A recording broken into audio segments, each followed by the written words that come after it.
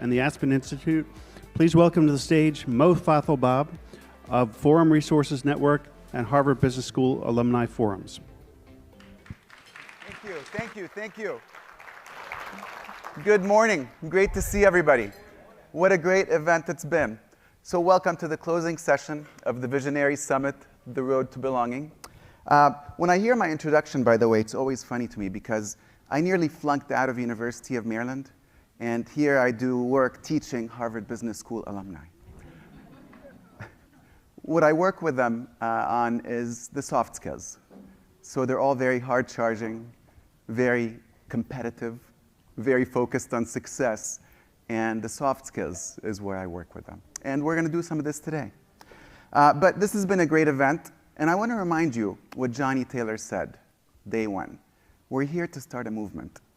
We're not just here to learn a few things. We're not just here to take a few notes. We're here to start a movement. And so we're going to talk about this throughout the couple of hours that we have today in this closing session. But first, we have a treat. We have an exclusive preview to a documentary, The Road Trip to Belonging. And that preview, you are the first to see. And so please help me in welcoming to the stage the two producers of that, Cordell Carter and Semyon Cecily. Come on up, please. Thank you. And you all thought you got rid of me. I'm back. How's everybody doing today? Okay, we're gonna do a little better, folks. You know I need affirmation. How's everybody doing today? Are you pumped? Great. We were so honored to be here, Simeon and I. Thank you all so much for joining in this effort. This is part of a larger body of work, this road trip to belonging. It didn't come out of anywhere. It came out of a lot of conversations I've been having over years with leaders, through Aspen. I mean, probably over the last 5 years, cultivated 120, 130 seminars with leaders like yourselves all over the world. And we all have these downtimes. We're asking questions of each other, like, how does this work in your organization? What are you doing different?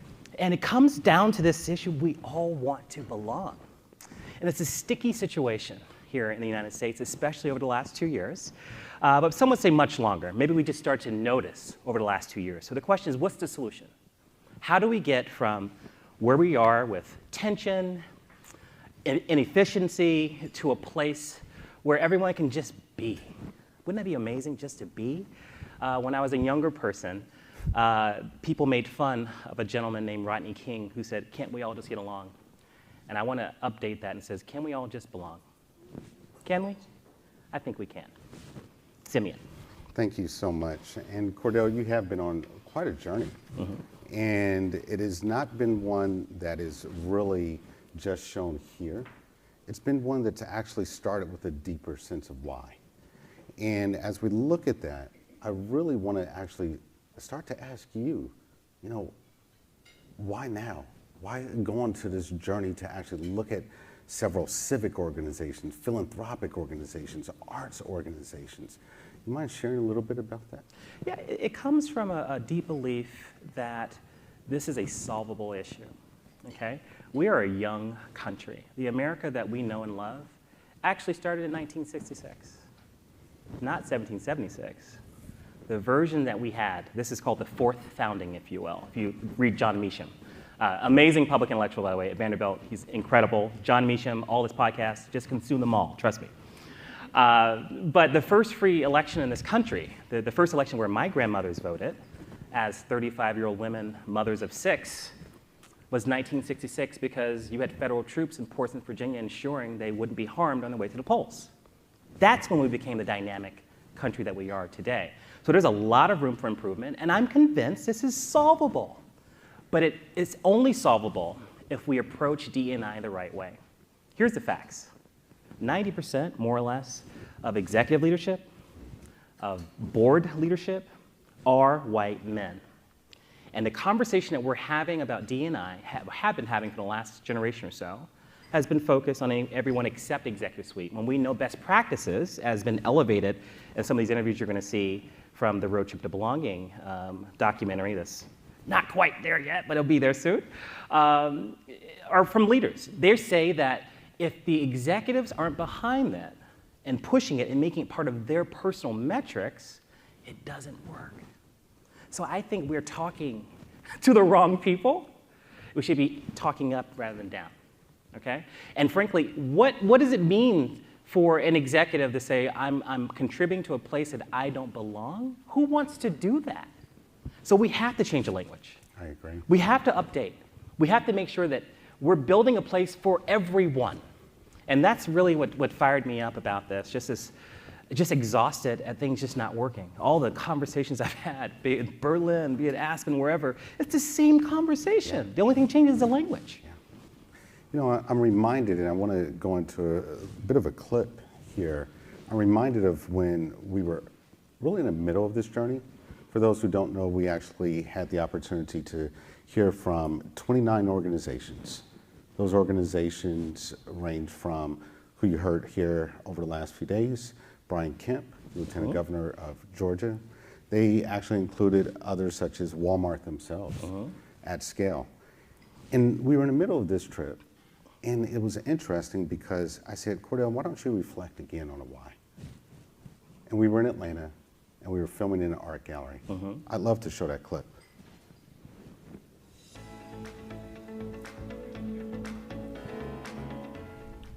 Welcome to Zuccotti Gallery in Atlanta, Georgia, where one couldn't help but have a sense of belonging. Why? Because I see faces, images, colors that remind me of people I know, people I'm related to, myself even. Take it a next step and just reflect upon the people that we've been able to talk to on this road trip to belonging here in the region. They reflect the diversity of this city and in this region. And I'm beginning to wonder, why can't more of the country look like Atlanta? This idea that people can thrive and then they know they belong, but if I don't see how I can thrive, I know I don't belong. Atlanta has figured that out. They figured it out insofar as their people of color are concerned. And my question is, what are we gonna do about it? What is the role of the philanthropic sector in incentivizing belonging? Because if we can incentivize this change in our national civic culture, I think we'll be a better nation, a better version of ourselves. And frankly, our current moment of this moral reckoning of the 2020s demands that we do something different and do it at a very, very high level. So I ask you all to join us on this road trip to belonging by actually doing something, incentivizing this future that you want to see. You know, Cordell, it was interesting because we came to Zuccotti Art Gallery after spending 2 days prior on the campus of the King Center. So you were at this vulnerable place. And what I'm wondering, being in that vulnerable place now, is, especially after the last few days, can belonging be simply defined as it's DE&I 2.0? Is it more complicated than that? You know, how do you make this just simple for all of us? Well, given the complexity of our world, of our organizations that you all help lead, I think if there were ever a time where simple is more, now is that time. And condensing the language, I mean, I love data and I love pie charts. I'm a Carnegie Mellon guy, so I love quant. That's fantastic. But quant doesn't really move the human spirit, okay? The human connection is what moves people. And we just have to be real. I think this is one of the reasons I love artists so much, because they don't care what I think. It's about the expression, and the expression hurts your feelings, too bad. Well, in the corporate space, we can't do that, right? Can't do that in a nonprofit place. You really can't do that when you have a board of directors. But what can you do? You can connect as a human to human. And so I think we're just trying to get a little more, take a step back, a little less professional and more human. And this is how I express myself. I convene, we lead, we talk, this is what we do. So I'm doing what I can do with the realization of the following. This perfect place I imagine America to be, I won't see it in my lifetime. Neither will you. Likely our children won't. Maybe our great-grandchildren will, hopefully. But the point is we have to continue working towards that thing because the aggregate of those efforts will lead to a tsunami of belonging down the road. So as a people, we will get there. Me individually, no. But I'm content in the knowledge that I have to do my part, and that's enough for me right now. Love that. Love that. You know, someone who did their part and is doing their part is in financial services. Very highly regulated organization, specifically at an institution that's based in the South. And I love her definition of belonging. And I'm wondering if we can go to that clip.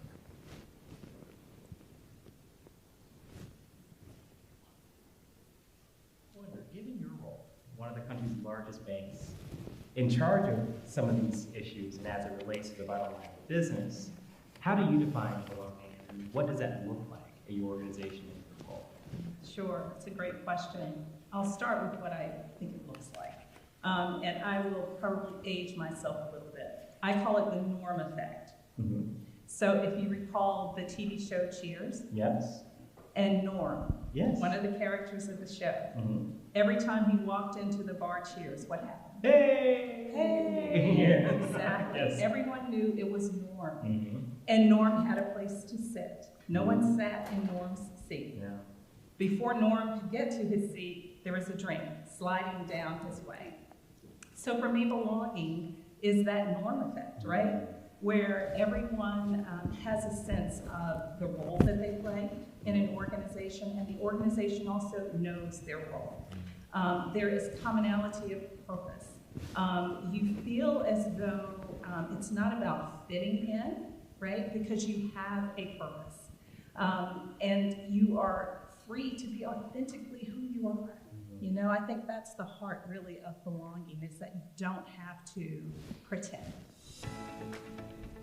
Boy, I love the Norm effect. Yeah, I love that I miss show. Cheers. I really do miss absolutely Cheers. love It the was a show. fantastic So I mean, show. you can't go wrong with Totally any, aging myself, yes, but yes. as an elementary school student, I that mean, was my come gift. on, NBC. Yes. I mean, what Cosby Show Oh was my on gosh, that night. they I had mean, the oh my killer lineup. goodness. I'm sorry, we're you know, freaking out different about- world. It was a couple things that Family Ties. Family Ties was awesome as well. Yes, it was. Absolutely. But the Norm effect was truly. Gosh, I guess we did date ourselves, but the Norm But my effect. point, did everyone get that, the Yeah. norm effect? Didn't you instantly Yeah. resonate with you? Simple is more. That's what we're discovering on this thing. Simple is more. You know, it's interesting because when I look at that clip and I see how simply she defines it, for an organization that's based in Birmingham, Alabama, that is responsible for serving people throughout the Southeast, Yeah, who has a history of challenges. lots of them. And she says the same thing that you said. If the CEO doesn't get it, it doesn't matter. So I'm wondering if you can talk a little bit. We had the opportunity to go to another challenging place that we're happy that we had some representatives there. We went to Tulsa, Oklahoma. You know, fortunate to serve on a board there and able to take us there. But the truth of the matter is they have a deep history. Yeah. And what I loved about Tulsa, they weren't running from their history. No. Well, let me say, the leaders weren't running. The state legislature was doing something different. That's a different topic. But the leaders were actively engaged. They were not necessarily celebrating their history, Right. but they certainly weren't shying away from it. They were telling the whole truth. And when you do that, you create just vulnerability. And people like, I trust you now because you're saying the quiet thing out loud, okay? You're being human. You know what happened here. And moreover, you have multiple levels of this. So we talked to the head of the Cherokee Nation. Yes. And I learned some things I didn't know. He's contending with an issue with Congress right now of all of these members they expelled once they started getting wealth from casinos. These members were part of the freedmen, okay? Where the Tulsa riots happened was freedmen land. It was a Creek and Cherokee land just for the freedmen that came with them on the Trail of Tears, okay? And these are the folks they excluded when the money changed. And Congress said basically, okay, that's fine. Do not talk to us until you bring back your members. So he's on a campaign to get the members back. That is not the conversation I was expecting to have with one of the top indigenous leaders in the country. It was shocking and it was very vulnerable. I don't know if we don't have that clip. because you all don't want to see me crying. You've heard enough of me. You don't want to hear that. But I really appreciated the fact that not only that was Chief Warner, we talked to the head of the largest utility in the city. You know, he has employees that represent every spectrum of society, from linesmen to office staff to people he's never seen. And so when an outage happens, guess what? Those folks have to be activated. But if they don't feel like they belong, why on earth would I leave my family in danger to help another family? That's right. Okay? You know, he was so interesting, and I want to actually get to that clip because I think that hearing from a CEO really creates and sets the tone. And I also want to give acknowledgement to George Kaiser. Yes, yes. George Kaiser opened up Tulsa for us. Absolutely. And he said, well, if there's anybody that can speak to CEOs, I've kind of sold a couple billion-dollar businesses. I think I can speak to CEOs. So why don't we go to the next clip and hear from a CEO.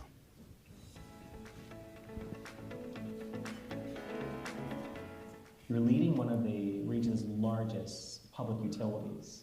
And from that perch, I wonder if you could describe the long game in your own words. Well, it's appropriate that we meet in this space, in this location.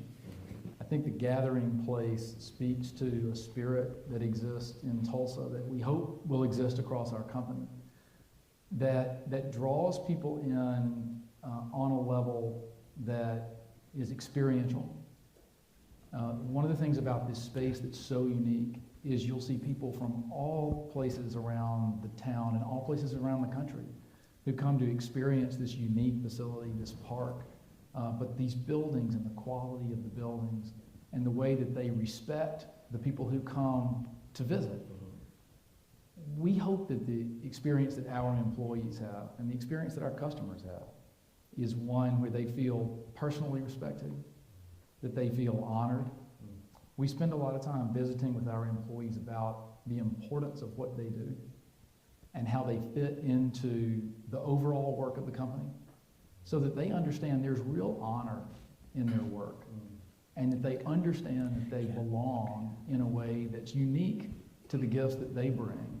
They're not just a cog in the machine, but they bring something that's really unique that makes our company different and better as we seek to be a great place to work and to serve our customers. You know, it was interesting. We heard from CEOs such as Sid, true leader, somebody who was just appointed CEO from Chief Operating Officer. And then we said, let's go to a place that both you and I know very well, but let's have a broader conversation. This can't just be for the private sector. It also has to be for the civic sector and the arts. You've referenced the arts before. Why is this important? Well, I think arts is your highest form of human expression. Like we are expressing ourselves here professionally, and that's fantastic. And artists, the way they do it is through media, is through beautiful photos and pictures and dance and all these things. It's the highest form. The very first form of entertainment was hand mimes on a cave with the fire, you know? And then it went to drawings, and now we have just these amazing forms of expression all over the place. So if you want the truth, talk to an artist. When I was a kid in my dad's church, I hung out with the organist. Why? He was mercurial. He was always had an attitude against Dad, and he would tell me something that Dad wouldn't. And I thought he was hilarious, right? All 7 of them. We went through a lot of them. They were fantastic. But if I wanted the truth about something, I wanted to feel the power of their expression. And so I gravitated towards the arts. And so it's been no different in my adult life. Always hanging out at museums. This is kind of my jam. Museums, art galleries, I love that stuff.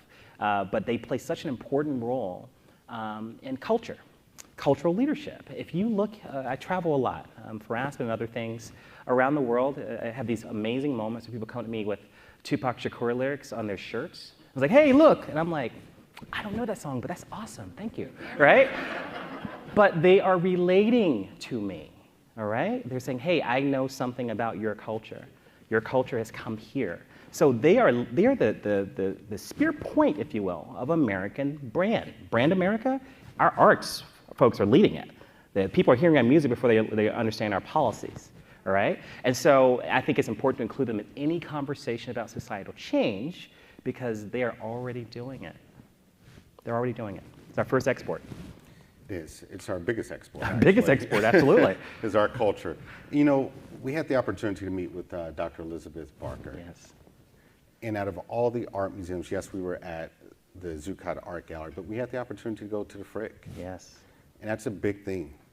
So I'd love for us to go to a clip to really hear from Dr. Barker, who's the executive director of the Frick, so that people can hear from her. Certainly.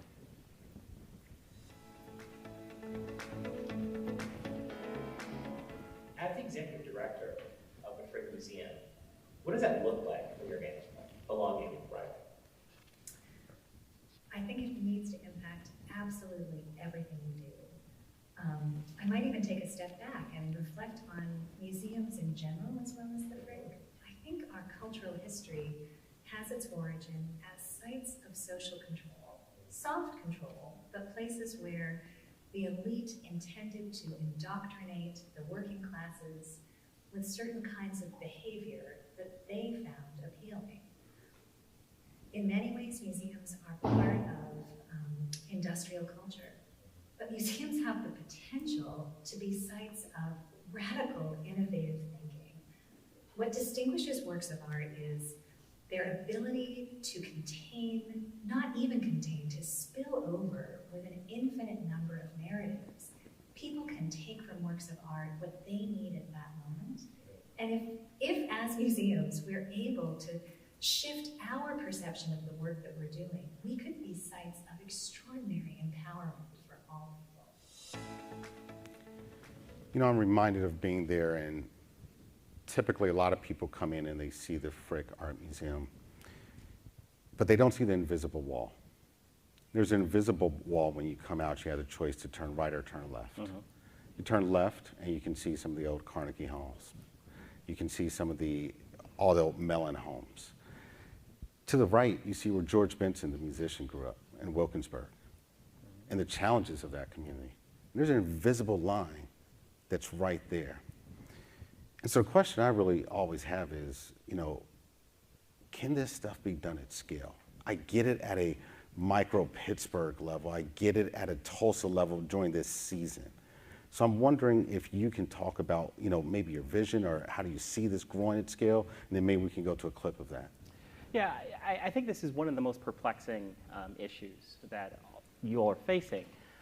Your employees represent America, and I'm saying that the bell curve, right? The 80% in the middle that's just trying to live and take care of their kids, they're not very political, and then these very loud extremes, those 10% on the left, 10% on the right, that soak up all of the attention, and you think, oh, that's what people think. It's actually not.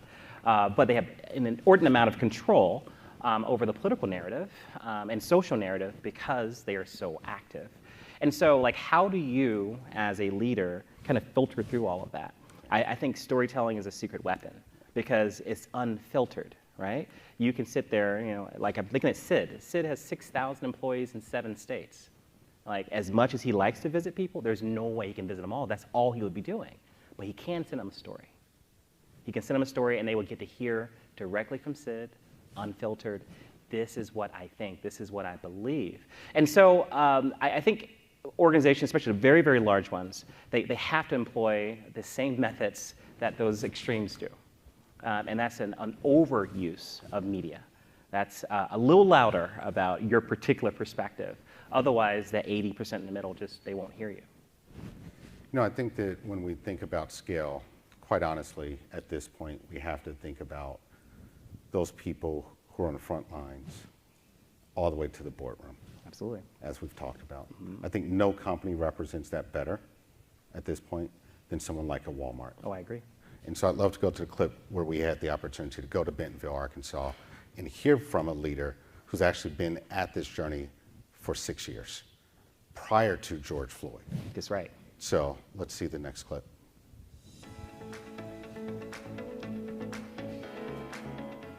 Hi, Ben, how are you? I'm doing well. Thank you so much for joining us. Yeah, thanks for having me. Great. So as you know, Aspen Institute and SHRM are on a road trip to belonging.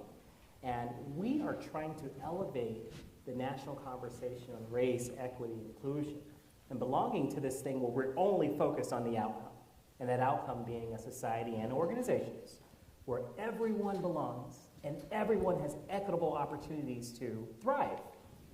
As the Chief Diversity and Equity Inclusion Officer for the world's largest employer, I'm dying to know, What does belonging and thriving look like in your neck of the woods? Oh, wow. What a question. You know, it's interesting. We know that Walmart is a microcosm of the society that we live in. So if you think about the conversations that are happening on the extreme left and the extreme right, we have people on both those extremes and in the middle who are members of our company. We also know that we want to have an environment where people feel comfortable, welcome, and safe to come to work every day to be their whole self. We realize that there is talent in all walks of life, and we want access to that talent inside the company, but we also want all those walks of life to actually shop with us. No, Cordell. Before we go, I just thought Ben was so impressive. You'll see when you see the larger film, he talked a lot about changing the neural networks and had a very scientific, almost engineering approach to DE&I. And it makes sense because he is a technologist. He's not a D&I professional. Well, he wasn't before getting into the role. And we talked to a few other folks on the road trip that were not D&I people, but it's such a business imperative that they were shifted or asked to do it by their chief executive. And I think it's a practice that I would encourage because it is so integral to your business. I mean, we've heard about demographics and all of that. I'll give you one statistic that I recently learned from some colleagues in Utah. The high school graduating class of 2025 will be the last majority white high school graduating class in the United States of America. You know, we've been talking about this demographic cliff for 20 years. Ladies and gentlemen, we're on the precipice right now. So what does that mean for your customers? What does that mean for your employees? It means you need a variety of perspectives in your executive suite tackling these tough issues that are so integral to your business. Because this is who you're selling to, this is who you're hiring.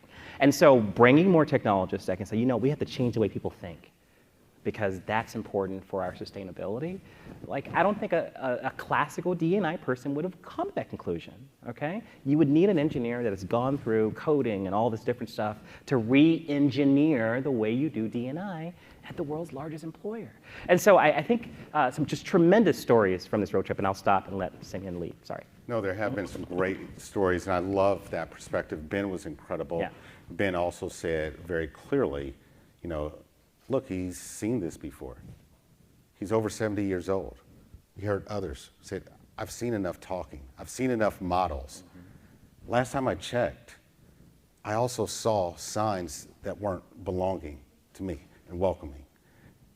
And so something has to change.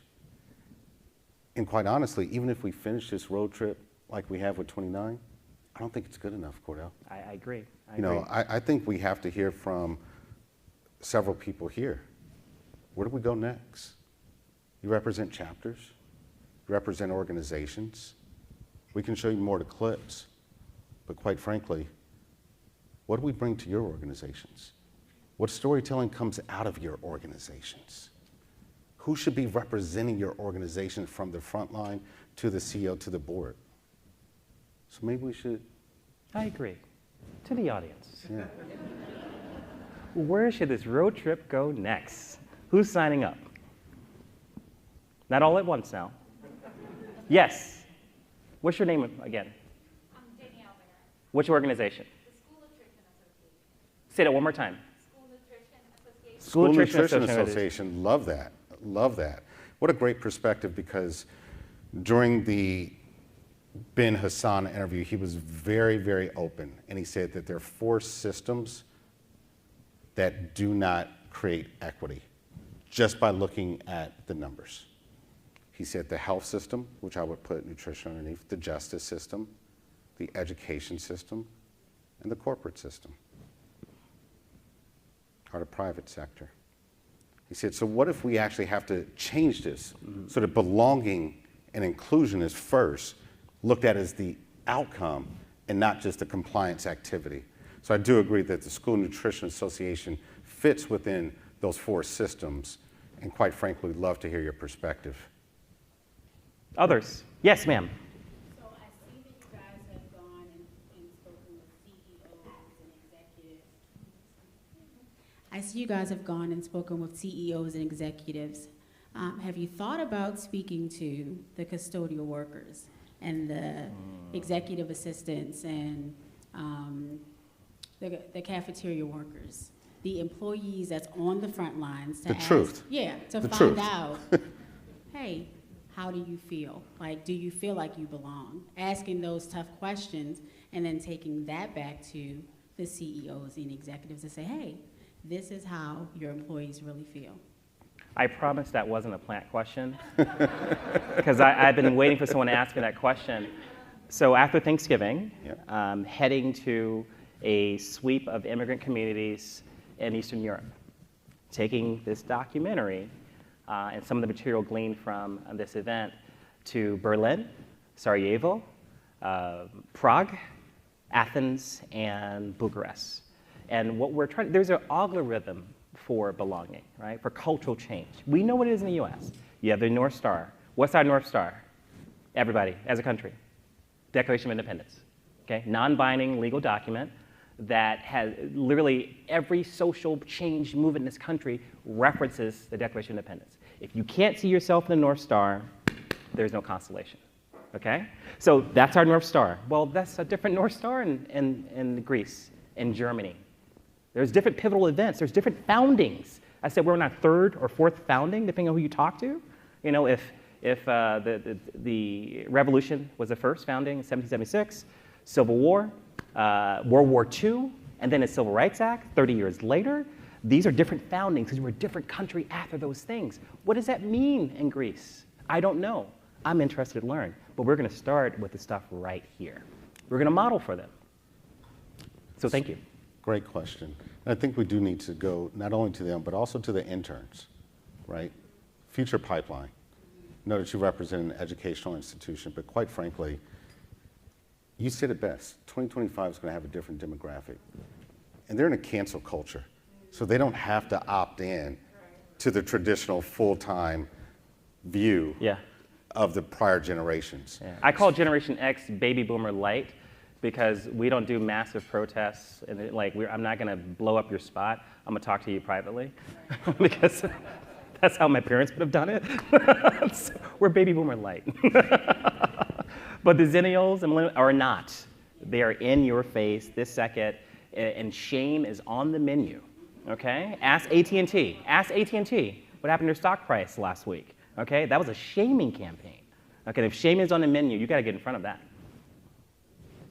Who else? Where else are we going? Yes, sir. This is Roy.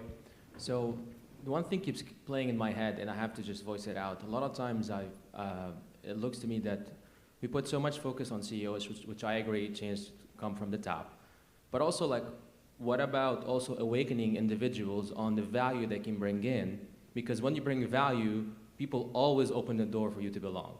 So I'm thinking a lot of times we're just talking so much to the C-level and forgetting that the user, we have to educate people on how to elevate their own presence and their value in the society, because the door will open up for someone bringing value more than someone who's just a weight on an organization or a weight on a group of people. So I don't think we've talked enough about this, or I don't know if there is and I haven't seen it. What do you think about that point? I agree. For me, this journey started with materials. I witnessed the 2016 election from Shanghai. I was an Eisenhower Fellow in China. I was a little surprised by the result. I was more surprised by the reaction to the result. And that's what shook me as an American in China trying to explain American culture, because I could not explain why people were running through the streets, flipping cars over after a fair election. I couldn't explain it. And so I knew that I didn't know enough about my country. And so I came to DC to work for Aspen, and I brought something called Becoming an Inclusive Republic. And literally it was just a text-based approach to understanding the greater narrative of our 245-year history as a country. That was for your average high school graduate, 11th grade reading level. I mean, the text is no more than 25 pages. We start at the Stamp Act Rebellion and end at Hillbilly Elegy. So you go from 1765 to 2016. And the intent was to get people to say, who is we? We hold these truths to be self-evident. Who is we? And how has our notion of we evolved? And where do we go from here? Those are the three questions. And so simple is more, I agree, and also talking to regular people, absolutely. But we have to do both, top down, bottom up, because the problem is just too big. We'll never get to unity if we don't do both. But thank you. Next. We have one over there. Great to be here, and thank you guys for your leadership here. Thank you for your contribution. Thank you. Just want to piggyback off of the gentleman who just spoke. So I agree with you. Clearly, leadership at the CEO level is really important, and also all throughout the organization. What you often hear in the corporate sector is you hear the CEOs on board. It's just getting that middle management level on board, and it's often that's where people don't feel included. Those are the folks who are overseeing the largest group of people in the organization. Mm-hmm. So as we think about belonging, how do we reach that middle group? And so I just wanted to pose that as a question. Thank you. You know, it's interesting. It's a great question. So one of the leaders there actually hired me when she was at G. Okay. And she had that same thought. And in fact, when I was at G, it was a different G. We call it that middle level, the mud. It's where nothing cascades and it translates through, right? It's where you do not feel it anymore. It's where it's great from a very high level storytelling, but honestly, I don't feel it in the parking lot when we do go to campuses. I don't feel it in the lunchroom. I don't feel a sense of belonging. And so what I'd love to do, both for the sake of time and also for making sure that we're held accountable, is make sure that we get those stories as well, right? It's because we hear you.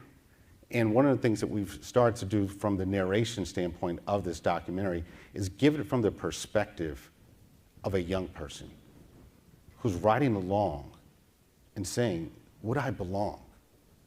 If I'm a young Cordell making a decision to go to one of these corporations or one of these cities, and I've never heard of Springdale, Arkansas, would I want to go there?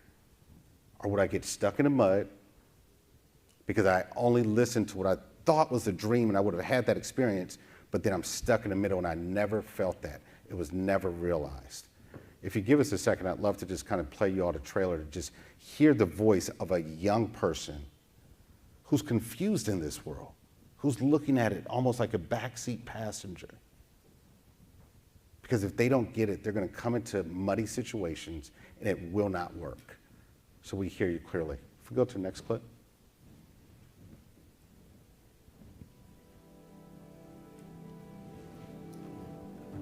Unlike many people around this world, we ask, how did we get here? How did we become so divided?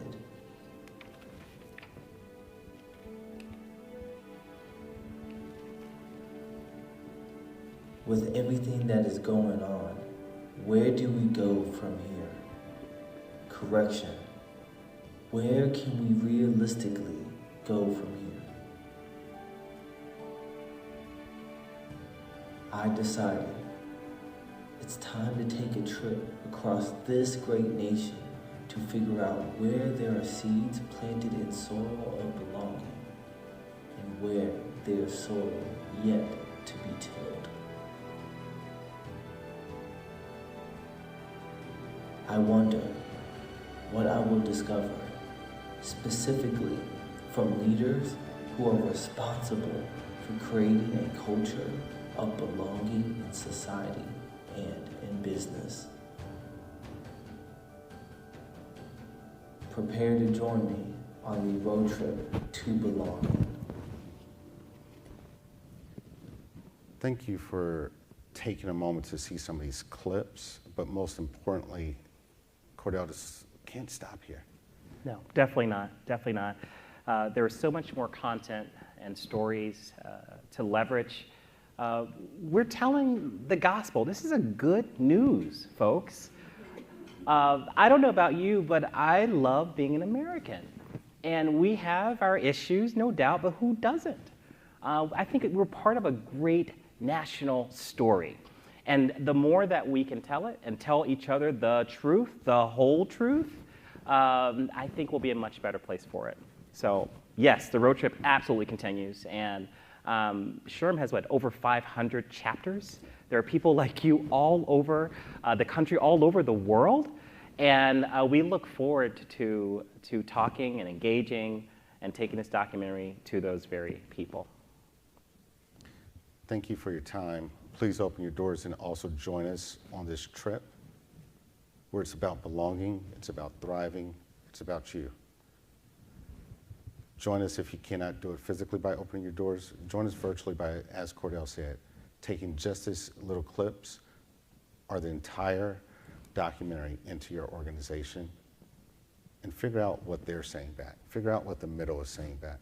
I do think it'd be remiss, Cordell, if we don't acknowledge just two people and hop off the stage. One of which opened those doors in Pittsburgh and really made something significant happen because she was a technology leader at McKinsey there over the Pittsburgh region for many years, which was Hazel McLean, who's actually here, who opened up the Frick. She opened up BNY Mellon. We have a representative from BNY Mellon, several other people.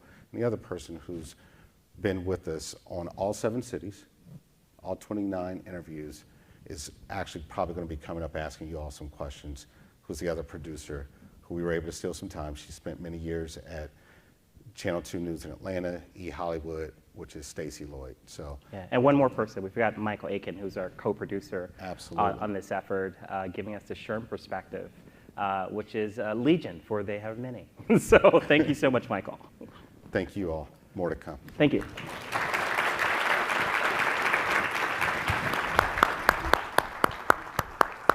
Amazing. Thank you, gentlemen. Thank you so much.